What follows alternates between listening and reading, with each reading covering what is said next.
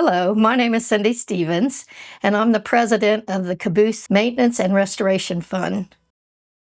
The Chillicothe Railroad Museum is situated within the two train cabooses on West Water Street in downtown Chillicothe, directly opposite of Yoctangi Park.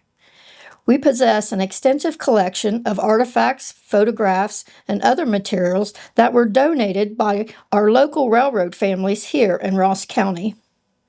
Our knowledgeable volunteers are available to address questions and share personal narratives from the era of the railroad. We appreciate you visiting today as we endeavor to preserve the history for future generations.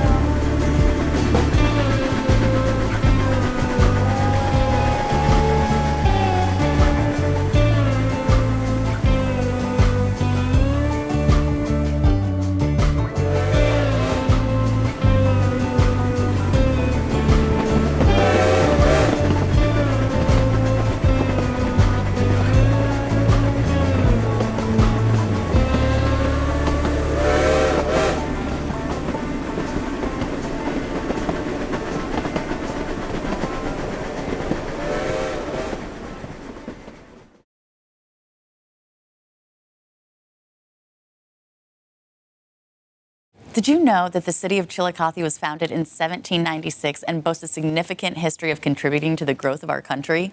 The area's abundant fertile farmland made it a highly desirable location for settlement and helped grow the region. As the country's westward expansion progressed, the city became a crucial stop on the Ohio and Erie Canal system in the 1830s, which facilitated an influx of people and stimulated commerce. The canal offered a means to get goods to markets and passenger travel that was a lot faster than horse and buggy. Everyone's heard of the Ohio-Erie Canal, and the Ohio-Erie Canal came down through Canada from the port of New York. At that time, the country was young. Goods needed to be transported out west in order for the country and the state of Ohio even to grow. They needed supplies from the east. And so the Ohio-Erie Canal was how that happened. It was slow, it was long. A lot of people don't realize that in Chillicothe, it literally came right down this street that we're outside of on Water Street. Out where the cars are parked today, that was the Chillicothe portion of the Ohio-Erie Canal. It came down what is today Yoctangi Parkway, made a left, came down through the city of Chillicothe, went to a canal warehouse a few blocks up, which that old building still stands, and then to points beyond.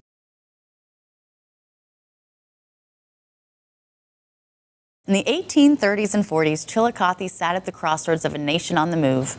As a proud canal town along the Scioto River, it had grown from its days as Ohio's first capital into a thriving center of trade, agriculture, and industry.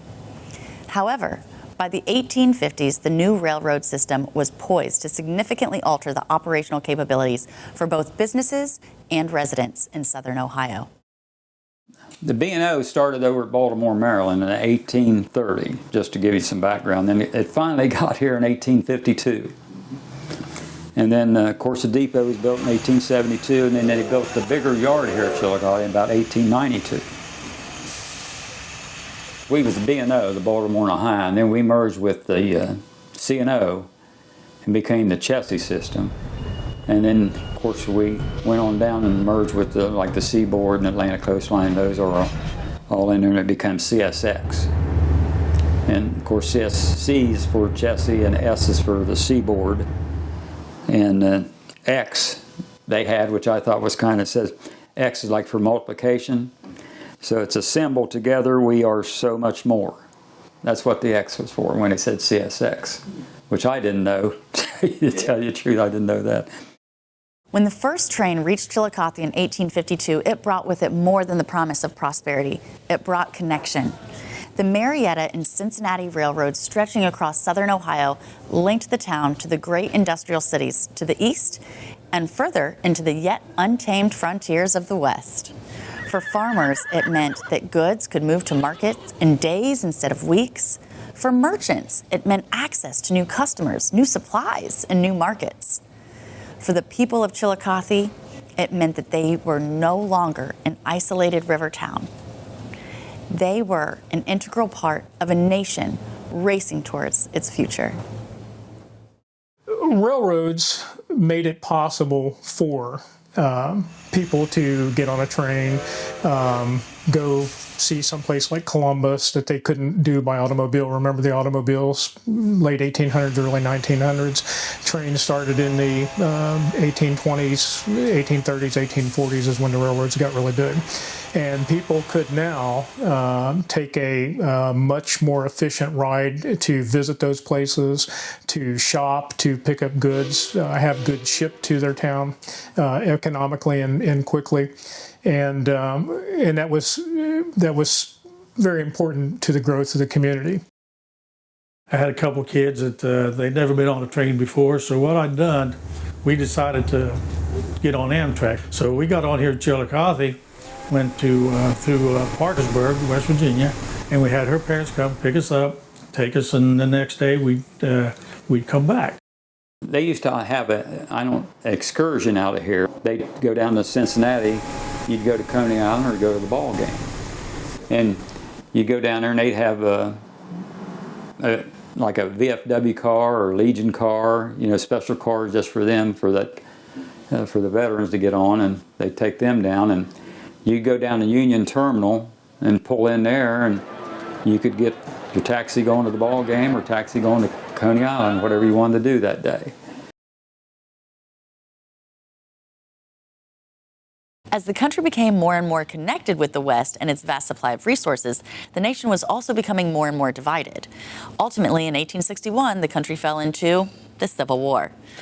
The railroad proved indispensable in supplying the Union Army with soldiers, munitions, and supplies that would eventually help the Union prevail over the Confederacy.